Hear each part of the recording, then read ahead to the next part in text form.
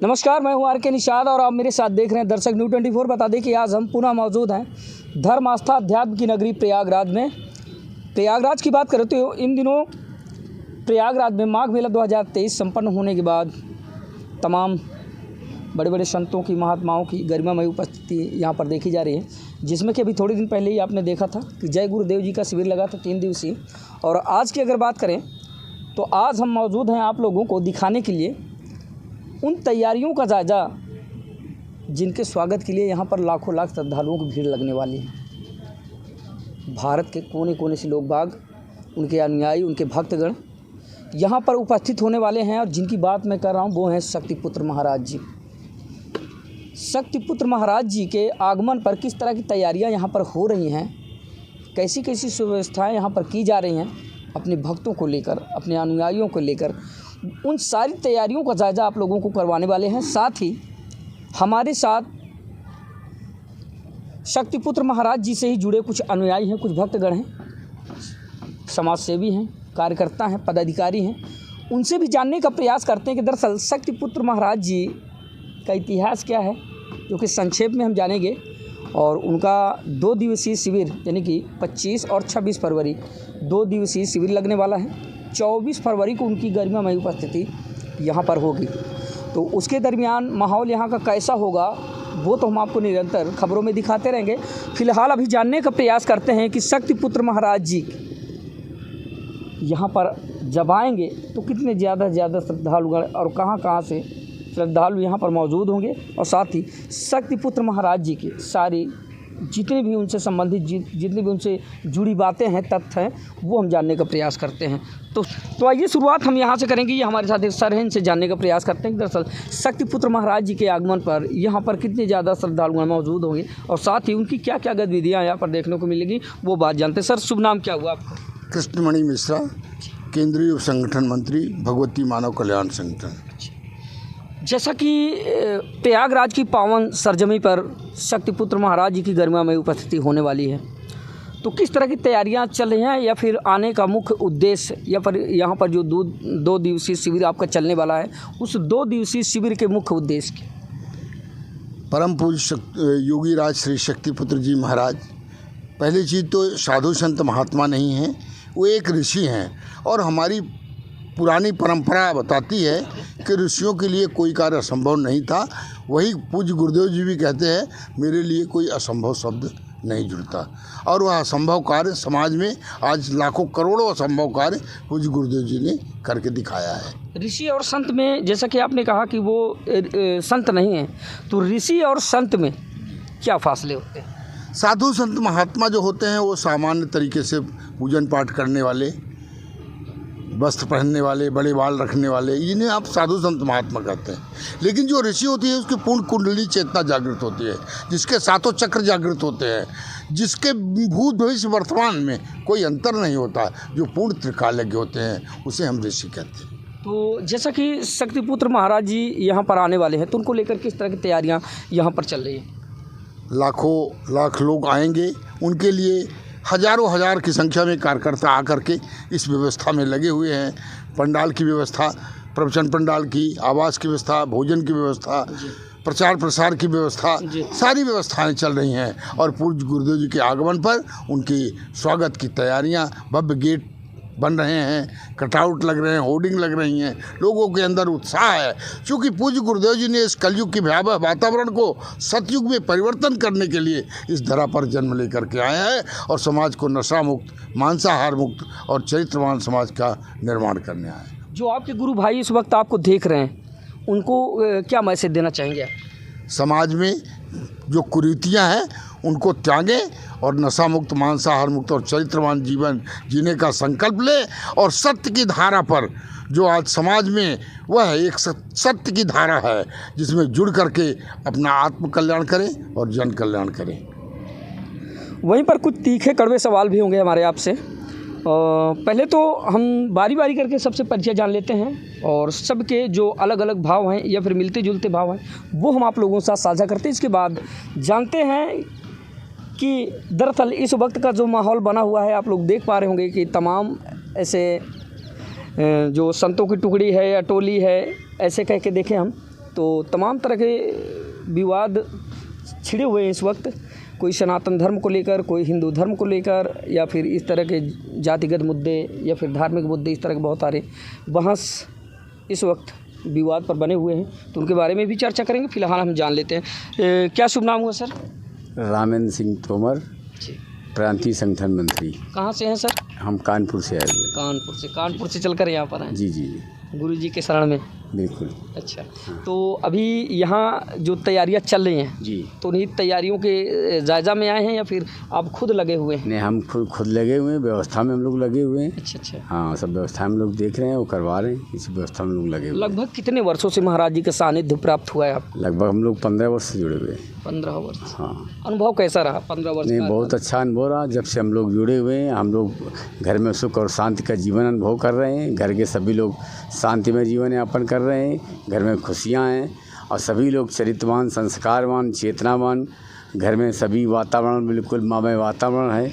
घर में हर लोग, घर में प्रतिदिन लोग माँ की आरती करते हैं, साधना करते हैं। और हम लोगों के घरों में भी जाकर हमारे परिवार के लोग, हमारे रिश्तेदार, सभी लोगों में परिवर्तन है, सुख शांति बनी हुई है। चलिए ठीक है। तो इस तरह से आप सुन पा रहे होंगे दूर दराज से जो लोग बाग चल कर आए हैं, जिनकी जो है गुरुदेव जी के प्रति आस्था है, वो लोग यहाँ पर चल कर आए हैं उनके स्वागत के लिए, क्योंकि 24 तारीख को उनकी गरिमामय उपस्थिति है यहाँ पर, और साथ ही 25 और 26 को उनका 2 दिवसीय शिविर यहाँ पर चलने वाला है, जिसमें भारत के कोने कोने के लोग बाग, जो उनके अनुयायी हैं, जो उनके भक्तगण हैं, वो यहाँ पर सम्मिलित होने वाले हैं। तो इसी कड़ी में हमारे साथ एक और सर हैं, इनसे बातचीत करते हैं। क्या शुभ नाम हुआ सर? HN सिंह। कहाँ से हैं? भगवती मानव कल्याण संगठन जिला उपाध्यक्ष। अच्छा। प्रयागराज। ये अलग सा संगठन है? नहीं। हाँ। हमारे यहाँ जो है गुरुदेव का ही है संगठन। हाँ, प्रांतीय स्तर, जिला स्तर, इस तरीके से अपने कार्य व्यवस्था सही तरह से चलने के लिए व्यवस्था दी गई है गुरु जी की तरफ से, और उसी तरह से हम लोग जो है व्यवस्था के अनुसार गुरु जी का कार्य जो है समाज के बीच करते हैं। और हमारे गुरु जी का जो मेन लक्ष्य है समाज में, बात तो तमाम तरह की होती है, लेकिन जो मेन है कि धर्म रक्षा, राष्ट्र रक्षा, मानव सेवा, जो मूल हमारी गुरुजी की जो मूल 3 चीज़ें कर्तव्य होता है मनुष्य का, तो इसी चीज़ को लेकर, इसी आधार पे हम लोग घरों घरों में दुर्गा चालीसा का पाठ, आरती का क्रम 5 घंटे का, 24 घंटे का कर करके समाज को ये बताना कि आप नशा मुक्त होइए, मांसाहार मुक्त होइए, चरित्रवान का जीवन जिए। मनुष्य समाज में, ये तो हर मनुष्य ये चाहता है कि हमारे घर में सुख शांति बनी रहे, लेकिन वह सुख शांति के लिए जो गुरुदेव हमारे रास्ता बताते हैं, उससे सुख शांति तो बनी रहती है। अगर उस पर आदमी चले तो सुख शांति बनी रहेगी। लेकिन जो नहीं समझ पाते हैं, खाली यही चाहते हैं कि जो है हमें ऐसा ही मिल जाए, हमें कुछ करना ही ना पड़े। जैसे आदमी एक पैसा ना कमाना चाहे और सोचे कि रोज हमें 5,000 10,000 कोई देता रहे। तो हमारी आध्यात्मिक यात्रा भी गुरुदेव हमारे सिखाते हैं कि हम आरती और चालीसा के माध्यम से स्वयं ऊर्जा जो है ग्रहण करें और समाज को ही बताएं कि वो भी इस कार्य को करे, ताकि समाज में सुख शांति बनी रहे। लगभग महाराज जी का सानिध्य प्राप्त हुए आपको कितने वर्ष हो गए? हम लगभग जो है 97 से जुड़े हुए हैं, 1997 से। 1997? जी हाँ। और अभी तक निरंतर जुड़े हैं, और बहुत दिन पे दिन हम गुरुजी के करीब पहुंचने का प्रयास कर रहे हैं। और इतने दिनों का जो कार्यकाल रहा आपका, जो समय गुरुजी के सानिध्य में बीता, वो कैसा रहा? बहुत सुखमय, मैं मतलब कि शब्दों से बयान नहीं कर सकता, इतना सुखमय रहा। चलिए ठीक है। तो इससे पहले कि वो सारी बातें हम शेयर करें या फिर शुरू करें, उससे पहले हम एक एक करके सबसे परिचय करवाते हैं। इसके बाद जो है जानते हैं कि दरअसल शक्तिपुत्र महाराज जी के आगमन पर यहाँ पर लोगों में कितना उत्साह है, कितना चाव है, और इस बात को लेकर लोगों में कितना जो आस्था है वो छलक रही, कितनी आस्था छलक रही, वो सीधे तौर पर आप तस्वीरों में देख पाएंगे। तो एक हमारे साथ बहन जी हैं, इनसे भी जानने का प्रयास करते हैं। क्या शुभ नाम हुआ आपका? अनीता पाल। कहाँ से हैं? हरियाणा से। हरियाणा से प्रयागराज की सरजमी पर आए हैं? हाँ सर। क्या बात। तो ये गुरुजी का प्यार खींच लाया है, स्नेह खींच लाया यहाँ पर? हाँ, गुरुदेव जी के प्रति जो हमारी श्रद्धा है, समर्पण भाव है, वही हमें गुरुदेव जी के इस कार्य में करने का हम अपना जीवन का सौभाग्य समझते हैं कि प्रयागराज की इस पावन भूमि पर सच्चिदानंद भगवान द्वितीय चरण का माँ शक्ति संघनाद करने जा रहे हैं, जिसमें हमें शामिल होने का अवसर प्राप्त हो रहा है। ये हमारे मानव जीवन का सबसे बड़ा उद्देश्य भी है और सौभाग्य भी है और लक्ष्य भी है। प्रयागराज आने के बाद आपका अनुभव कैसा रहा? प्रयागराज देवभूमि है, यहाँ पर धर्मवान लोग हैं, आस्थावान भी लोग हैं, लेकिन यहाँ पर क्या है कि समय समय पर अनेक धार्मिक सम्मेलन भी होते रहते हैं। तो जैसे भी सामान्य से लिया जाता है कि ठीक है किसी गुरुदेव जी का सम्मेलन हो रहा है, लेकिन उन लोगों को ये नहीं पता कि ये सच्चिदानंद भगवान युग परिवर्तन की श्रृंखला का द्वितीय चरण का महाशक्ति शंखनाद है। 2012 में गुरुदेव जी ने युग परिवर्तन का प्रथम चरण का शंखनाद किया था। उसी श्रृंखला में नशामुक्ति महाशंखनाद 2015 से भोपाल से किया था, और उसी चरण में ये महाशक्ति शंखनाद है, जिसका प्रथम चरण का शंखनाद पंचज्योति शक्ति तीर्थ सिद्धाश्रम में 3, 4, 5 अक्टूबर को शारदीय नवरात्र में हुआ था। और द्वितीय चरण का यह महाशक्ति शंखनाद है, ये 25 और 26 फरवरी को ये प्रयागराज की भूमिका गुरुदेव जी ने चयन किया है, क्योंकि यहाँ पर ये पावन भूमि है, काफ़ी सूक्ष्म चेतनाएं यहाँ पर निवास करती हैं, ताकि वो भी हमारे इस युग परिवर्तन की श्रृंखला में शामिल होकर हमें आध्यात्मिक चेतना को, हम प्रवाह को फैला सकें।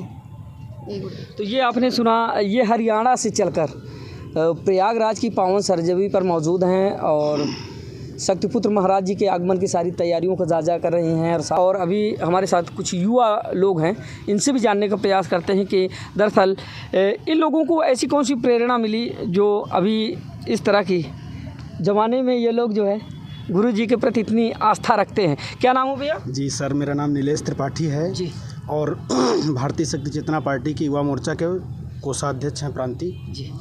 मैं प्रयागराज से हूँ। और सर, ये बहुत से लोग देखते हैं, कहते हैं कि एक उम्र होती है पूजा पाठ करने के लिए, अभी कहाँ से आडंबर में फंस रहे हो। ऐसा कुछ नहीं होता। हमारा कल क्या होगा हमें नहीं मालूम है, तो हम आज अपना संवार लें, मेरा भविष्य अच्छा होगा। ये हमेशा हर व्यक्ति को मालूम होना चाहिए। ये कहें कि नहीं मेरा कल निश्चित है, कल आएगा, ये कोई नहीं कह सकता। ये अगर आज मैं अपना संवार लूँगा अच्छा, तो कल मेरा भविष्य अच्छा होगा। इस भरोसे पे आदमी अच्छे से रहता है। और युवा पीढ़ी हम देख रहे हैं सर, आप भी देख रहे हैं कि आज कितना भटकी हुई है नशे मान से, और कहीं भी विचार करना या कहीं भी भटक जाना। हर एक माता पिता की इच्छा होती है कि मेरा बच्चा अच्छा संस्कारित हो, अच्छा पढ़ने लिखने वाला हो, अच्छे कहीं न कहीं से वह जाके अपनी जॉब करे और अच्छे से रहे। सबकी इच्छा होती है, लेकिन आज सब समाज देख रहा है कि कैसे कैसे युवा हैं जो भटक जा रहे हैं। तो हमारी जो कि 2011 में गुरुवर के हम सानिध्य में गए और वहाँ से हमें आशीर्वाद मिला, और तब से आज तक मैं गुरुवर के चरणों में यही निवेदन करता हूँ कि हे प्रभु, कभी आपका चरण छूटने न पाए हमसे, बस इस जीवन में कृपा बनाए रखें। जी। तो इतने वर्षों के बीच में जो आपका समय व्यतीत हुआ, तो अनुभव कैसा रहा? बहुत अच्छा अनुभव रहा सर। पारिवारिक जो समस्याएं होती हैं, जो कलेह होता है, जब आप देख रहे हैं कि तमाम जगह भूत प्रेत आडंबर भटके हुए हैं, यह हम भी कुछ परिस्थितियों से झेले हैं। वही है जब अपने घर में माँ की साधना आराधना आप करेंगे, तो उस सब बाधाओं से अनेक कभी दूर हो जाएंगे, को कभी आपके पास भटकेंगे भी नहीं। यही होता है सर। चलिए ठीक है, तो ये आपने सुना। और अब जिस शख्स से हम आपको मिलाने वाले हैं, तो पहली बात तो उनकी स्टोरी सुनकर आप स्तब्ध रह जाएंगे। आपके मन में भी थोड़ा सा एक कौतूहल का विषय उत्पन्न होगा कि दरअसल इतना सब कुछ संभव कैसे है। तो वो हमारे साथ मौजूद हैं, नवयुवक हैं, और इनकी बातों की पुष्टि भी मैं करूँगा कुछ दिखा के, तो वो आप देखेंगे। थोड़ी बहुत अवशेष हैं, लेकिन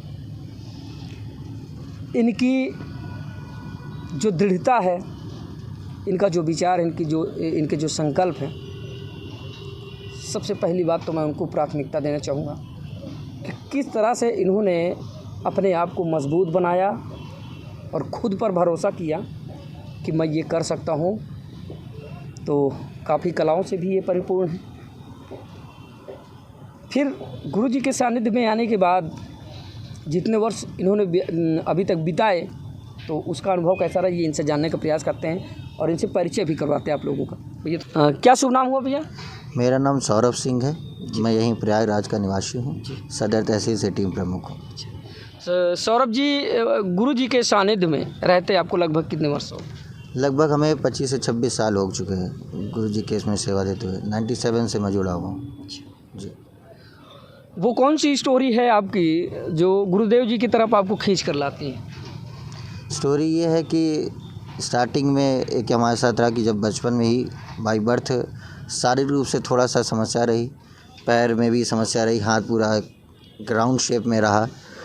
और उसके बाद जब मतलब समाज तो ये कह दिया था कि ये राक्षस का है, मतलब बहुत से समाज है और पर कुछ भी शब्द बोल सकता है, उस समाज को नहीं रोका जा सकता। समाज तो कह दिया कि इस बच्चे को मार देना ही उचित होगा। डॉक्टर ने कहा 0.1% ही है कि ये बच्चा चल पाए समाज, कभी भी ऐसा शरीर मेरा रहा। लेकिन वही माता पिता का है कि वो कभी हार नहीं मानते अपने बच्चों के प्रति। बिल्कुल बिल्कुल 0.1% ही उनके लिए 100% के बराबर रहा।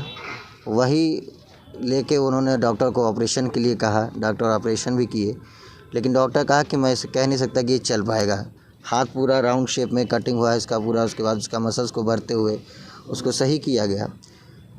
उसके बाद पिताजी हमारे जिनके रेलवे में हैं और उनके एक मित्र थे वो भी रेलवे में थे, तो वो हमको गुरुजी के पास लेके गए पिताजी को। और जब गुरुजी के पास ले गए तो गुरुजी से पिताजी ने अपनी सारी बातें उन्होंने बताई, मेरी समस्याएं बताई जी कि ऐसा ऐसा बात है, इसका ऑपरेशन हो गया लेकिन बच्चा चल नहीं पा रहा है। गुरुजी ने बस वहीं कहा कि मूलध्वज की परिक्रमा कर लीजिए, चारसा भवन में थोड़ा सा समय व्यतीत कीजिए और अपना आशीर्वाद गुरुजी दिए। जब वापस घर आए तो मुश्किल से 1 हफ्ते ही बीते होंगे और मैं उनसे लगभग 10 से 15 फीट दूरी पर बैठा था पिताजी से, और मैं खुद उठ के पिताजी के पास चलते हुए चला आया। बस तब से ही हमारा पूरा परिवार उसी तरीके से जुड़ गया और आज तक बहुत से ऐसी कृपाएं हैं जो बनती रही और आदमी और मजबूती से गुरु जी से जुड़ता रहा, कृपा प्राप्त करता रहा। तो और आज भी हम यहाँ पे शिक्षण कार्य की अगर बात करें सौरभ जी, तो शिक्षण कार्य आपका कहाँ तक? शिक्षा में मैं शास्त्रीय संगीत से PhD की तैयारी कर रहा हूँ इस समय, और संगीत से ही मेरा सारा शिक्षा चल रहा है, यहीं से अपना प्रयागराज से ही। पहले सब कुछ संभव था? पहले आप समझ लीजिए कि अगर जिस हिसाब से मैंने बताया कि मेरा हाथ पैर भी नहीं चल सकता था तो शायद मैं कुछ ना कर पाता, लेकिन गुरुवर की जब से कृपा प्राप्त हुई तो इंडियन इंस्ट्रूमेंट एक भी ऐसा नहीं है जो मुझसे बचा हो। मैं सभी शास्त्रीय संगीत के इंस्ट्रूमेंट को प्ले कर लेता हूँ। सिंगिंग से ही मैं अपना PhD की तैयारी कर रहा हूँ और बस उसी से सारे इंस्ट्रूमेंट प्ले कर लेता हूँ। कोई भी आज तक सिखाया नहीं है, सब गुरुवर की कृपा से चल रहा है। दोस्तों बता दें कि अब मेरे पास तो कोई ऐसा प्रमाण है नहीं, या फिर मैं इनका जन्म नहीं जानता और इनको उस वक्त मैंने देखा नहीं कि इनके साथ क्या हुआ था, कैसे हुए थे, लेकिन जो इनकी दास्तां है वो काफ़ी मार्मिक है। जब ये पैदा होते तो आज भी कुछ इस तरह के ढोंग और आडंबर पाखंडवाद जो ग्रामीण क्षेत्र में देखने को मिलता है। अगर कोई बच्चा विक्षिप्त पैदा हुआ या फिर मान लीजिए दिव्यांग पैदा हुआ या फिर किसी भी तरह का कुछ ऐसा हो जाता है जब पैदा होता, तो वहीं गांव के लोग कहने लगते हैं कि ये राक्षस का अवतार है। वहीं पर कुछ लोग तमाम तरह के कोई इसका अवतार, कोई उसका अवतार, फलाना दिमाग का जो है बताने लगते हैं। ठीक वही कहानी इनके साथ बीतती। इनके जब इनका जन्म हुआ था तो इनके पैर उल्टा थे, यानी कि जो एड़ी होती है, एड़ी सामने की तरफ थी और पैर का जो पंजा होता वो पीछे की तरफ था, और इनके हाथ पूरी तरह से बैंड थे, रोल थे इनके हैंड। और आज भी वो प्रमाण है मेरे पास, और तो कोई प्रमाण नहीं है, लेकिन एक प्रमाण मेरे पास है, वो मैं आपको दिखाने की कोशिश करूँगा। उसको देखकर आप अंदाज़ा लगा सकते हैं कि हाँ ये ऐसे रहे होंगे, क्योंकि आज भी इनका एक जो राइट हैंड है, तो राइट हैंड का जो पंजा है वो आप देखेंगे तो लेफ़्ट हैंड की अपेक्षा थोड़ा सा छोटा है, और लेकिन काम पूरा करता है। और उससे पहले का जो इनका माहौल था, ये बिल्कुल चल फिर नहीं सकते थे, यहाँ तक कि अपने से उठ बैठ नहीं सकते थे। थोड़ा सा भैया हाथ दिखाएं आप अपना, दोनों हाथ का कम्बाइनेशन ये आप देख सकते हैं। ये इनका आप देख सकते हैं, एक हाथ ये और ये हाथ आप देख सकते हैं, ये थोड़ा सा छोटा है और ये काम कर सकते हैं। उसी से फ़ोन चलाते हैं, संगीत बजाते हैं, सब कुछ जो भी होता है सब कुछ करते हैं। थोड़ा सा कोई एक संगीत का कोई थोड़ा सा लहजा जो आपने अपने गुरुदेव जी की प्रति जो है अभी तक पिरोया हो, वो सुनाने का कष्ट करें। जैसे कहते हैं कि अगर समाज में आप हर चीज़ पा जाइए, गुरु कृपा ना मिले या ईश्वर की सानिध्य ना मिले, सब बेकार है। उसी से जुड़ा हुआ एक भाव है। अमृत है हरि नाम जगत में, अमृत है हरि नाम जगत में, अब छोड़ विषय विष पीना क्या, हरि नाम नहीं तो जीना क्या, गुरु नाम नहीं तो जीना क्या। क्या बात है। तो सुना आप लोगों ने, ये वही आवाज़ थी और उसी बच्चे की आवाज़ है, उसी लड़के की आवाज़ है जो लड़का कभी ये जानकर अपने आप को कोसता था कि मैं इस जीवन में तो निरर्थक हूँ, मैं कुछ कर नहीं सकता या फिर कुछ। और इनके पिताजी थे तो उन्होंने किस तरह से जो है अपने हौसले को बुलंद रखा, और कहते हैं कि माँ बाप तो सर्वोपरि, उनसे बड़ा भगवान इस सृष्टि में कोई हो नहीं सकता, जो कि जीते जागते भगवान हमारे सामने प्रत्यक्ष रूप से होते हैं। और उन्होंने हिम्मत नहीं हारी और अपने बच्चे के लिए अथक प्रयास किया, काफ़ी जद्दोजहद की और उन्होंने पारंगत भी पाई। किसी भी तरीके से, किसी भी बहाने से, मैं ये नहीं कह सकता मैं इस चीज़ को बढ़ावा नहीं देता कि उनके साथ चमत्कार हुआ या क्या हुआ, ये मैं नहीं कहना चाहता, लेकिन आज वो जरिया तो बन गया है ना, माध्यम तो बन गया है। और आजीवन ये मरते दम तक यही कहेंगे कि जब से हम गुरुदेव जी के श्री चरणों में आए तब से हमारा उद्धार हुआ। यही बात है जी, बिल्कुल बिल्कुल। तो आशा करता हूँ खबर आप लोगों को पसंद आई होगी। इस तरह की बहुत सारी खबरें देखने के लिए बने रहिए हमारे साथ, देखते रहिए दर्शक न्यूज़ 24। अपने सहयोगी जगदीश के साथ मैं आर के साथ हर खबर आप तक।